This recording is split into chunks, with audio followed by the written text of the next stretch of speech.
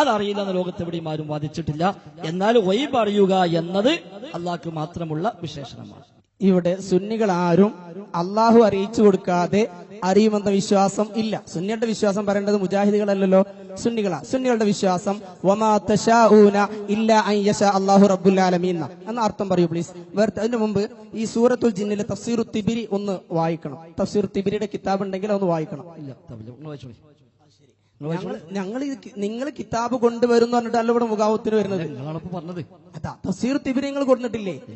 ഏത് കിതാബ് നിങ്ങൾ കൊടുത്ത തഫ്സീറുമായി ബന്ധപ്പെട്ട്? നിങ്ങൾക്ക് ആയത്തില് തൊബരി എന്നല്ല ഒരു തഫ്സീർ എടുത്താലും അല്ലാത്തവർക്ക്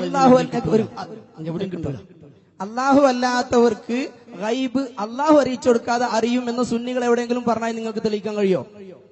എല്ലാ ഗൈബ് അറിയുന്ന വെച്ചാൽ ഇല്ല. അങ്ങനെ സുന്നികൾ എവിടെ പറഞ്ഞു? അള്ളാഹുള്ള വസ്തുവിനെ പോലെ കാണുമ്പോൾ ഞാൻ നിങ്ങളുടെ കൽഭാഗമെന്നോവർ അത് അള്ളാഹു അറിയിച്ചു കൊടുത്താണ്. ഞങ്ങളെ വിശ്വാസം ഞാൻ നേരത്തെ പറഞ്ഞു വമാ തശാഊന ഇല്ലാ യശാ അല്ലാഹു റബ്ബുൽ ആലമീൻ. അതിന്റെ അർത്ഥം ഒന്ന് പറയൂ പ്ലീസ്. അതിന്റെ അർത്ഥങ്ങൾ സുന്നാവിശ്വാസങ്ങളെ പറയേണ്ടത്, സുന്നി വിശ്വാസങ്ങളെ പറയേണ്ടത് ഞങ്ങൾ പറയും. പിന്നെ ഞാൻ പറഞ്ഞ ഞങ്ങൾ പറയും, ഞങ്ങളെ വിശ്വാസങ്ങൾ പറയാൻ. ശരി, അതിന്റെ അർത്ഥം അറിയില്ല. ഒമാ തശാഊന ഇല്ലാ യശാ അല്ലാഹു റബ്ബുൽ ആലമീൻ അർത്ഥം അറിയില്ല. നിങ്ങൾ എന്താ അർത്ഥം വെക്കാൻ എനിക്കറിയില്ലല്ലോ.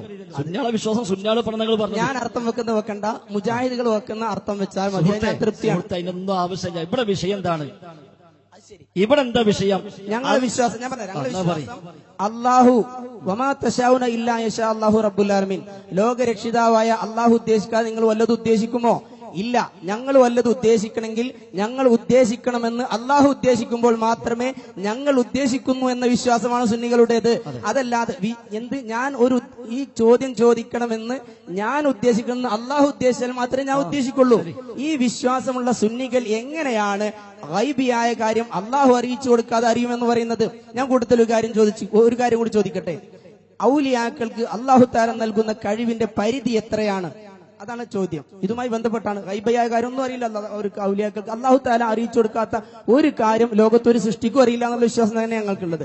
അതുകൊണ്ട് ഔലിയാക്കൾക്ക് അള്ളാഹു ഇഷ്ടപ്പെടുന്ന ഇഷ്ടദാസന്മാർക്ക് അള്ളാഹു നൽകുന്ന കഴിവിന്റെ പരിധി എത്രയാണ്? ശരി, അൽഹംദുലില്ലാഹ്, നല്ല കാര്യം. ഒന്നാമത്തെ പറഞ്ഞിട്ട് രണ്ടാമത്തേക്ക് വരാം. ഒന്നാമത്തെ പറയട്ടെ, പറയണല്ലോ. ഒരു ചോദ്യത്തിന് 2 മണിക്കൂർ നേരം പ്രസംഗിക്കരുത് കൂടുതൽ പ്ലീസ്. 2 മണിക്കൂർ ഇവിടെ ആകെ പറഞ്ഞിട്ടില്ല. ഇവിടെ പരിപാടി തുടങ്ങിയതിനെ 7:15 8:30 വിശദത ലഭിച്ചു. ഇപ്പൊ ആകെ 2 ആയിട്ടുള്ളൂ. അപ്പൊ അത് നിങ്ങൾ പറയാൻ പാടില്ല, നീട്ടിട്ടില്ലല്ലോ. നിങ്ങളിപ്പോ 2 കാര്യം പറഞ്ഞു, ആ 2ഉം പറയണ്ടേ? അപ്പൊ അതുകൊണ്ട് അങ്ങനെ പറഞ്ഞില്ലേ.